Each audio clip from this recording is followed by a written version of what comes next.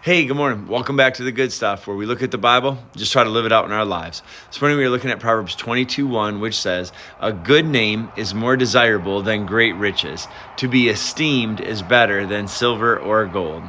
I was actually reading in a different part of the Bible in 1 Samuel, and it talks about Eli's sons. Eli was a priest of the Lord, and it seemed like he was a pretty decent dude, but his sons, Hophni and Phinehas, were described as scoundrels in the Bible. They had no regard for the Lord, and I thought about how sad it would be to be in the Bible and yet be one of the villains or one of the bad guys, to be listed as one of the people that didn't honor God or that was, sinful and just didn't live according to God's promises. And it really got me thinking about our own lives and what our name says about us. Now, I'm not talking about what people might gossip about us or what might be falsely known or said about us, but in general, what is people's impressions when they hear of our name?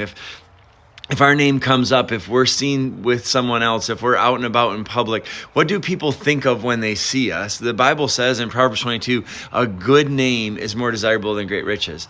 That if we are someone who acts in kindness or extends lots of grace or is always showing love, who's helpful and generous, I just think there's a value in that. There's a blessing in that. I think a good name brings us a great opportunity to speak well of our God. But a name that's not as well received, a name that maybe brings up images of selfishness or stupidity, right? There's people that we know that if we hear their name, we're like, oh yeah, that person does this, or that person lives this way, that person is a cheat or a crook or mean or harsh, that person's always getting into fights or causing trouble, that person is just maybe even a party animal or some other kind of crazy thing.